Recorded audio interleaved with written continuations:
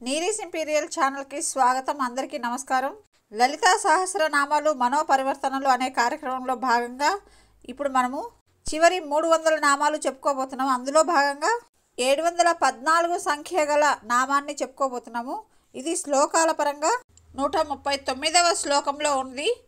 ముందుగా శ్లోకం చెప్పుకొని ఆ శ్లోకంలోని నామాలు, ఆ నామాలకు అర్థము, అంతరార్థము, ఆ తర్వాత ఒక్కొక్క నామమే మనిషిలో మానసికంగా ఎటువంటి మార్పును తీసుకొస్తుంది అనేది చెప్పుకుందాం. ముందుగా శ్లోకము: కులోత్తీర్ణ భగారాధ్య మాయా మధుమతి మహి గణాంబాగుహ్యకారాధ్య కోమలాంగి గురుప్రియ. ఇందులో ముందుగా కులోత్తీర్ణ, కుల అనే పదానికి అర్థాలు మనము 2-3 అర్థాలు కులకుండాలయ కౌళ మార్గ తత్పర సేవిత అనే నామాలు చెప్పుకున్నప్పుడు చెప్పినాము. ఒకసారి అక్కడ వినండి. ప్రస్తుతము ఈ కులోత్తీర్ణ అనే నామానికి అర్థం ఏంటంటే, సాధారణ అర్థము కులము అంటే సముదాయము, సమూహము అని అర్థము. ఇక్కడ వేటి సముదాయము అంటే ఇంద్రియముల సముదాయం అన్నమాట. ఈ ఇంద్రియముల సముదాయమును అధిగమించినది అంటే ఇంద్రియాలకు గోచరము కానిది అని అర్థం అన్నమాట. మరో అర్థం ఏంటంటే కులకుండలము అనే యోగ విద్యా సాధనను చేసే వారిని తరింపచేయునది అని అర్థమట. ఈ నామ ప్రభావం మానసికంగా ఎటువంటి పరివర్తనను తీసుకొస్తుందో చూద్దాం. మన ఇంద్రియముల పనితీరు మెరుగవుతుంది. మంచి వాక్కులను పలకడము, మధురమైన వాటిని, మంగళకరమైన వాటిని మాత్రమే వినాలనుకోవడము, మనకు గోచరిస్తున్న ప్రకృతిని గౌరవించడము మొదలైన పనుల ద్వారా మన కీర్తిని పెంచుకుంటూ మన కులానికి, వంశానికి సుప్రతిష్టను సంపాదించగలుగుతాము. తర్వాతి నామం భగారాధ్య. ఇందులో భగ ఆరాధ్య అని పలకాలి. భగ అంటే అంటే ప్రకాశము, గ అంటే గమనము.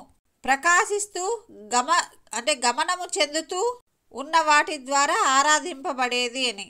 అంటే ఉదాహరణకి సూర్యుడు. ఇక్కడ భగ అంటే డైరెక్ట్గా సూర్యుడు అనే అర్థం కూడా తీసుకోవచ్చు. సూర్యుని చేత ఆరాధింపబడినది అని కూడా చెప్పుకోవచ్చు. ఇంకా ఏంటంటే ప్రకాశింపబడు వారి చేత లేదా చైతన్యము, అంటే ఇక్కడ గమనము అన్నాం కదా, గమనము అంటే ఒక రకంగా చైతన్యం అని చెప్పుకోవాలి. చైతన్యవంతుల చేత ఆరాధింపబడేది అని అర్థము. ఇంకా ప్రకాశము, గమన ప్రక్రియల చేత ఆరాధింపబడినది అని కూడా చెప్పారు. మరి ఈ నామం యొక్క ప్రభావం మనిషి మీద ఎలాంటి పరిణామాన్ని తీసుకొస్తుందో చూద్దాం. మనలో మానసిక సిరి సంపదల ద్వారా మనసుకు, అలాగే భౌతికంగా శరీరానికి ఒక ప్రకాశమును సంతరించుకుంటాము. మానసిక సంపదలు అంటే ఒకవేళ మనకు భౌతిక సంపదలు ఎన్ని ఉన్నా గర్వమును, పొగరును ప్రదర్శించకుండా అందరితోనూ సమన్వయపరుచుకుంటూ స్నేహభావాన్ని, సహృదయతను పెంచుకుంటాము. మనసు ప్రశాంతంగా ఉన్నప్పుడు శరీరం కూడా కాంతివంతం అవుతుంది కదా.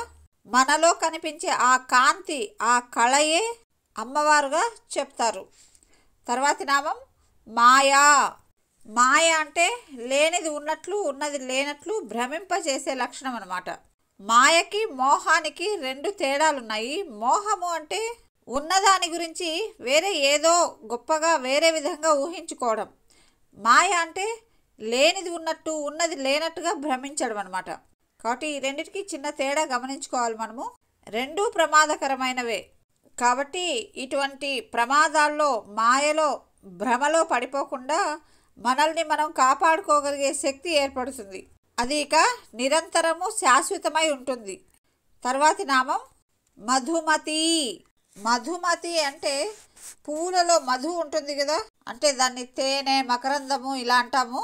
అటువంటి మధురమైన స్వరూపము కలది అని అర్థము. మధుమతి అనే ఒక విద్య కూడా ఉందట. అటువంటి విద్యా స్వరూపురాలు అని కూడా అర్థం ఉంది. ఈ నామ ప్రభావం ఎలా ఉంటుందంటే మనము వస్తువులలోనూ, మనుషులలోనూ ఉన్న విలువను గుర్తిస్తాము. అంటే మనం వస్తువుల ద్వారా కానీ, మనుషుల ద్వారా కానీ ఏదైనా ఒక ప్రయోజనాన్ని పొందితే ఆ ప్రయోజనాన్ని పొందినప్పుడు ఆనందాన్ని పొందడమే కాకుండా మనకి ప్రయోజనాన్ని, ఆనందాన్ని ఇచ్చిన వాటిని గౌరవించడం నేర్చుకుంటాము. తర్వాతి నామం మహి. మహి అంటే భూదేవి స్వరూపురాలు అని. ఇంకొకటి ఏంటంటే అన్నింటికీ ఆధారభూతమైనది అని కూడా అర్థం ఉంది. భూదేవి అనగానే మనకి గుర్తొచ్చేది క్షమ, ఓర్పు, సహన గుణము. అటువంటి గుణాలు మనకు కూడా కలుగుతాయి. ఈ సహన గుణం ద్వారా ప్రపంచాన్ని జాగ్రత్తగా పరిశీలిస్తూ మన జీవితాన్ని ప్రశాంతంగా గడిపే ప్రయత్నం చేస్తాము. తరువాతి నామం గణాంబ. ఇక్కడ గణము అంటే అక్షర గణము, ప్రమథ గణము, ఇలా ఏ గణము తీసుకున్నా ఆ గణములకు తల్లి అని అర్థము. గణపతి తల్లి అని కూడా చెప్పుకోవచ్చు. కుమార గణనాథాంబ అనే నామాలు చెప్పుకునేటప్పుడు మనము ఆ గణపతికి విఘ్నేశ్వరుడు అనే నామం కూడా ఎలా వచ్చింది అనేది చాలా చక్కగా వివరించుకున్నాం. మనం ఒకసారి అక్కడ వినండి. అలాగే విఘ్ననాశిని అని కూడా చెప్పుకున్నాం. కుమార గణనాథాంబ తుష్టి పుష్టిర్ మతిర్ ధృతి శాంతి స్వస్తిమతి కాంతిర్ నందిని విఘ్ననాశిని ఇవన్నీ చెప్పుకున్నాం కదా. అప్పుడు విఘ్నములు అంటే ఏమిటి, అసలు విఘ్నేశ్వరుడికి కూడా ఆ పేరు ఎలా వచ్చింది, ఇవన్నీ చెప్పినాము. మీరు ఒకసారి ఆ వీడియోని ఆడియో రూపంలో ఉంది, అది కూడా వినండి. ప్రస్తుతం మనము గణాంబ అనే ఈ నామానికి మానసికంగా ఎటువంటి పరివర్తన తీసుకొస్తుందనే చూద్దాం. మనకు జీవితంలో అటు ప్రకృతి పరంగా కావచ్చు, మనుషుల పరంగా కావచ్చు, కొన్ని ఇబ్బందులు ఎదురవుతూ ఉంటాయి. ఒక్కోసారి అవకాశాలు ఎదురైతే ఒక్కోసారి ఇబ్బందులు ఎదురవుతూ ఉంటాయి. ఆ ఇబ్బందులను, అవకాశాలను అన్నింటినీ కూడా మనకు శక్తి రూపాలుగా మార్చుకొని వాటిని గౌరవించే తత్వము ఏర్పడుతుంది. తర్వాతి నామం ఇది 720వ గుహ్యకారాధ్య. గుహ్యకులు అంటే దేవతలలో ఒక జాతి వారట. గుహుడు అంటే కుమారస్వామికి కూడా పేరుంది. ఆ విధంగా కుమారస్వామి చేత కూడా ఆరాధింపబడేది అని కూడా అర్థం వస్తుంది. అలా గుహ్యకులు అంటే కుమారస్వామి యొక్క పరివారము అని కూడా అర్థం ఉందట. ఇందాక మనం చెప్పుకున్నామే గుహ్యకులు అంటే దేవతలలో ఒక జాతి అని. వీళ్ళలో కొంతమంది కుబేరుడి దగ్గర పని చేస్తూ ఉంటారట. అంటే కుబేరుని ఆజ్ఞలను పాటిస్తూ ఉంటారు. కుబేరుని దగ్గర ఉన్న నిధులను, ధనాన్ని, ఐశ్వర్యాన్ని కాపలా కాస్తూ ఉంటారట. వారి చేత ఆరాధింపబడేది అని కూడా ఉంది. మరి ఇంకొక అర్థం, అసలైన అర్థం ఏంటి అంటే రహస్యముగా ఉండే వారి చేత ఆరాధింపబడేది అని. రహస్యముగా అంటే మనము అంతర్యాగము అని చెప్పుకుంటుంటాము. అంటే భగవంతుణ్ణి ధ్యానించే వాళ్ళు, స్మరించే వాళ్ళు, ఆరాధించే వాళ్ళు బాహ్య ప్రపంచానికి తెలియదు. లోపలే వాళ్ళు చేసే ప్రతి పని, వాళ్ళు మాట్లాడే ప్రతి మాట, వాళ్ళ ఆలోచన, ఊహలు అన్నీ కూడా భగవంతుని వైపు వెళ్ళి ఉంటాయి. ఆ విధంగా అంతర్యాగము బయటకి కనిపించకుండా చేసే ఆరాధనని కూడా గుహ్యకారాధన అని కూడా అంటారు. ఈ నామ ప్రభావం ఏంటో చూసేద్దాం. మనకు కనిపించే అంటే ఈ ప్రపంచంలో మనకి కంటికి కనిపిస్తున్న ప్రతి దానిలోనూ కూడా పై విషయాన్ని కాకుండా, పైన కనిపించే పదార్థాన్ని కాకుండా అందులోని మూలతత్వాన్ని గురించి ఆలోచించే శక్తి అనేది ఏర్పరచుకుంటాము. ఒక పరిశీలన శక్తి, ఉత్సాహము అనేవి కలుగుతాయి. అంటే ఈ పరిశీలన శక్తి అనేది మన మనసులోనే జరుగుతూ ఉంటుంది. అంతరంగా, రహస్యంగా, గోప్యంగా జరుగుతూ ఉంటుంది. అలా పరిశీలించి మూలతత్వాన్ని మనం కనుగొనగలిగినప్పుడు ఇంకా దాని విలువ తెలిసే కొద్దీ దాని మీద గౌరవం పెరుగుతుంది. అంటే ఉదాహరణకి మన పూర్వీకులు పశువుల నుంచి వచ్చే పాలతో దాన్ని పెరుగుగాను, నెయ్యిగాను చేయొచ్చు అనే విషయాన్ని ఎలా కనిపెట్టారు అంటే పరిశోధన ద్వారా మాత్రమే కనిపెట్టారు. కేవలం పాలను పాలుగానే వాడుకోకుండా దాని మూలతత్వాన్ని కనుక్కొని ఇంకా దానిలో ఏమేం విలువలు ఉన్నాయి, మనకింకా ఎన్ని విధాలుగా ప్రయోజనాన్ని ఇస్తుంది, ఇలా తెలుసుకునే కొద్దీ మనలో ఒక చైతన్యము అనేది ఏర్పడుతుంది. తర్వాతి నామం కోమలాంగి. అంటే సుకుమారమైన అవయవములు కలది అని, లేదా కోమలత్వమును తనలో భాగంగా కలది, లేదా సాక్షాత్తు కోమలత్వము అని కూడా చెప్పచ్చు. ఈ నామ ప్రభావం చేత మనలో పరిశోధన, పరిశీలన అనే లక్షణాలతో పాటు మృదుత్వము, కోమలత్వము, సున్నితత్వము మొదలైన లక్షణాలు కూడా పెరుగుతాయి. ఇవి మనల్ని బయటి వారికి అందంగా, ఆకర్షణీయంగా కనిపించేలా చేస్తాయి. అంటే పనిలో ఒక నాణ్యత, ఒక కోమలత్వము అనేది ఉన్నప్పుడు మనం మరింత ఆకర్షణీయంగా కనిపిస్తాము. తర్వాతి నామం గురుప్రియ. అంటే గురువుల యందు ఇష్టము కలది అని, ఆది గురువైన పరమశివుని భార్య అని. మరో అర్థం తీసుకుంటే గురు అనే పదానికి చాలా పెద్దది అనే అర్థం ఉంటుంది కదా. బ్రహ్మాండాలకు అన్నిటికంటే కూడా పెద్దది అనే అర్థం ఉంది కదా, అన్నిటికంటే గొప్పది అని. ఆ విధంగా అన్నింటిలోనూ అంతటికంటే గొప్పగా ఏదైతే ఉందో ఆ గొప్పతనాన్ని ఇష్టపడేది అని అర్థం. ఈ నామం చేత మానసికంగా ఎటువంటి మార్పు వస్తుంది అంటే గురు శిష్యుల మధ్య సమన్వయమును తెలుసుకుంటాము. గురు శిష్య పరంపరను గౌరవిస్తాము. అలాగే మన ప్రవర్తనలో ఒక ఔన్నత్యాన్ని కలిగి ఉండేలా మనల్ని మనము తయారు చేసుకోగలుగుతాము. ఇవి 139వ శ్లోకంలోని నామాలు. తర్వాత 140వ శ్లోకము. స్వతంత్ర సర్వతంత్రేసి దక్షిణామూర్తి రూపిణి సనకాది సమారాధ్య శివ జ్ఞానప్రదాయిని. ఇందులో ముందుగా స్వతంత్ర అనే నామాన్ని చూద్దాం. స్వతంత్ర అంటే దేని మీద ఎవరి మీద ఆధారపడనిది అని అర్థం. పరాధీనత లేనిది అని, అన్ని తంత్రములు తానై ఉన్నది అని, ఇలా రకరకాల అర్థాలున్నాయి. మనము సాధారణంగా జీవితాలు గడపడానికి కొంతమంది మీద అంటే కొన్ని సందర్భాల్లో ఆధారపడవలసి వస్తుంది. మనిషి సంఘజీవి కాబట్టి ఇతరుల సహకారము, ఇతరుల మీద ఆధారపడకపోతే బ్రతకడం కష్టము అనే ఒక మానసిక స్థితిలో వచ్చేసాం మనము. కానీ అమ్మవారి కటాక్షం అనేది ఉన్నప్పుడు మనం సంఘంలో ఉన్నప్పటికీ ఎవరి మీద ఆధారపడాల్సిన పని లేకుండా స్వేచ్ఛగా స్వతంత్రంగా బ్రతకగలుగుతాము. ఎన్నో విషయాలకు, ఎన్నో సమస్యలకు మనం పరిష్కారాన్ని స్వయంగా వెతుక్కోగలుగుతాము, విముక్తిని పొందుతాము. దీనికి మనం చేయవలసిందల్లా నామస్మరణ లేదా ఉపాసన అనేది ఖచ్చితంగా చేయాలి. విశ్వాసాన్ని కలిగి ఉండాలి. తర్వాతి నామం సర్వతంత్రేసి.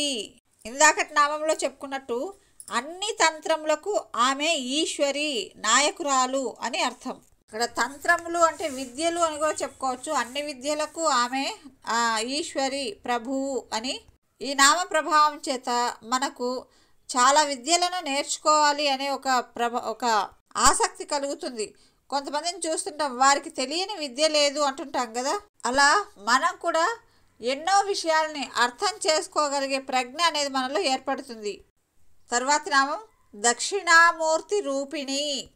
దక్షిణామూర్తి అంటే మన ఛానల్లో దక్షిణామూర్తి స్తోత్రాన్ని ప్రతి పదానికి అర్థంతో సహా తాత్పర్యాన్ని కూడా చెప్పుకున్నాం, అక్కడ వినండి. దక్షిణామూర్తి అంటే కూడా సాక్షాత్తు శివుడే.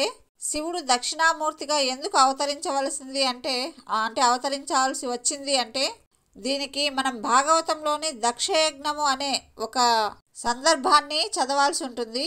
దక్షయజ్ఞం అంటే అందరికీ తెలిసే ఉంటుంది. దక్షుడు యాగం చేస్తున్నప్పుడు, అలాగే యాగం చేయడమే కాకుండా శివనింద భరించలేక అమ్మవారు యజ్ఞగుండంలో దేహత్యాగం చేస్తుంది కదా. అప్పుడు ఇక శివుడు అమ్మవారి యొక్క విరహాన్ని భరించలేక ఒక మర్రి చెట్టు కింద దక్షిణాభిముఖుడై అంటే దక్షిణం వైపు మళ్ళీ చిన్ముద్రను ధరించి ప్రణవ స్వరూపంతో ఒక యువకునిగా మౌనంగా దీక్ష చేస్తూ ఉంటాడు. ఆ విధంగా దక్షిణాభిముఖుడై ఉన్నాడు కాబట్టి కూడా దక్షిణామూర్తి అంటారు. మరొకటి ఏంటంటే దక్షుడు అహంకారానికి ప్రతీక. అజ్ఞానము, అహంకారాలకు ప్రతీకగా దక్షుణ్ణి చెప్తారు. అజ్ఞానముగా కూడా చెప్పొచ్చు. అంటే దక్షునిలో ఎటువంటి లక్షణం ఉంటుందంటే తను ప్రజాపతి కాబట్టి తనకున్న శక్తితో ఇతరులని ఎక్కువగా లెక్క చేయాల్సిన అవసరం లేదు అని అనుకుంటుంటాడు. ఆ విధమైన అజ్ఞానాన్ని, అహంకారాన్ని అణిచివేయడమే ఈ దక్షయజ్ఞంలోని అంతరార్థము. దక్షిణ అంటే సమర్థత అనే అర్థం కూడా ఉంది, జ్ఞానము అనే అర్థం కూడా ఉంది. జ్ఞానము ఒక మూర్తి అంటే ఒక రూపం ధరిస్తే ఎలా ఉంటుందో అలా దక్షిణామూర్తి రూపంగా చెప్పుకుంటారు. ఇంకొకటి ఏంటంటే దక్షిణామూర్తి అనే పదంలో దక్షిణ అమూర్తి అనేది పదాలు విడదీస్తే ఆ విధంగా తెలుస్తాయి. అంటే సామర్థ్యము, శక్తి సామర్థ్యాలు అనేవి అమూర్తంగా ఉన్న అని అర్థము. అలా శివుడు దక్షిణామూర్తి రూపంలో ఉంటూ సనక సనందాదులకు దర్శనమిచ్చాడట. అంటే చిన్ముద్రను కూడా ధరించి. ఈ సనక సనందాదులకు బ్రహ్మజ్ఞాన విషయంలో కొన్ని సంశయాలు ఉండేవట. ఎప్పుడైతే వారు దక్షిణామూర్తిని దర్శించుకున్నారో వెంటనే వారిలోని సంశయాలు తొలగిపోయాయట. అందుకే దక్షిణామూర్తిని జ్ఞానస్వరూపముగా ఆరాధిస్తారు. అటువంటి దక్షిణామూర్తి రూపము కలది అని అమ్మవారికి ఇక్కడ దక్షిణామూర్తి రూపిణి అని అన్నారు. ఇక్కడ ప్రత్యేకత ఏంటంటే దక్షిణామూర్తి నిత్యము చిన్ముద్రను ధరించి ఉంటాడు. అటువంటి చిన్ముద్రను అమ్మవారు కూడా ధరించి ఉంటుంది. చిన్ముద్ర అంటే తెలుసు కదా, కుడి చేతి బ్రొటన వేలు కొసకు చూపుడు వేలు కొసను తగిలించి చేతిని అభయముద్రగా పట్టుకోవడం అనమాట. ఆ విధంగా చిన్ముద్రను ధరించిన అమ్మవారిని దర్శించిన వారికి అజ్ఞానము, అహంకారము తొలగిపోయి జీవితంలో మనకున్న ఎన్నో సంశయాలు తీరిపోతాయి అన్నమాట. తర్వాతి నామం సనకాది సమారాధ్య. సనకుడు మొదలైన వారి చేత ఆరాధింపబడినది. సనకుడు అంటే వీరు నలుగురు ఉంటారు. సనక, సనత్, సనందన, సనత్ సుజాత, సనత్ కుమారులని. వీరు బ్రహ్మ విద్య బ్రహ్మ జ్ఞానమునకు ప్రసిద్ధి. వీరిని బ్రహ్మమానస పుత్రులు అంటారు. వీరు ఎప్పుడు కూడా నిత్య యవ్వనంగా బాలుర రూపంలో ఉంటారు. అంటే యవ్వనం అని కూడా కాదు, బాలావస్థలోనే ఉంటారనమాట.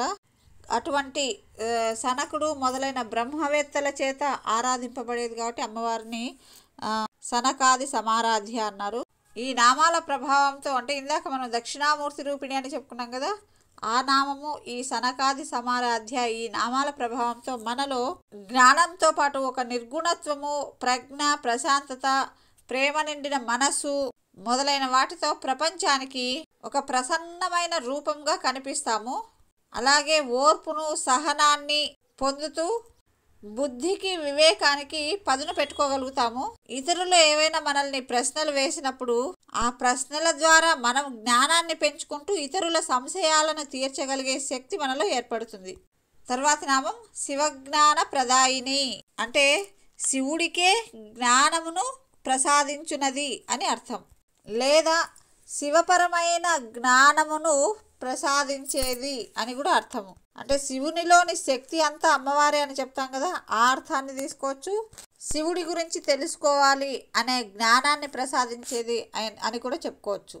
ఈ నామ ప్రభావం చేత మనము అందరితో కలిసి జ్ఞాన సముపార్జన చేస్తూ లోక కళ్యాణానికి అంటే మన కార్యక్రమముల ద్వారా లోకానికి శుభాలు కలగాలి అనే ఒక అవగాహనను పెంచుకుంటూ ఆ కార్యక్రమాలని చేస్తూ ఉంటాము. ఆ సాధన ద్వారా, ఆ ప్రయత్నం ద్వారా మనలో జ్ఞానాన్ని పెంచుకుంటూ మంచి జీవితాన్ని పొందుతాము. ఇవి ఈరోజు మనం చెప్పుకున్న లలితా సహస్రనామాలు. ఆ నామాలు మనిషి యొక్క మనోపరివర్తనను ఎలా తీసుకొస్తాయనేది అన్నీ విన్నందుకు ధన్యవాదములు. నచ్చి ఉంటే తప్పకుండా లైక్ చేయగలరు. కొత్తవారైతే తప్పకుండా సబ్స్క్రైబ్ చేసుకోండి. మరిన్ని వీడియోస్ మీకు అందుబాటులోకి వస్తాయి. Thank you. Have a nice day.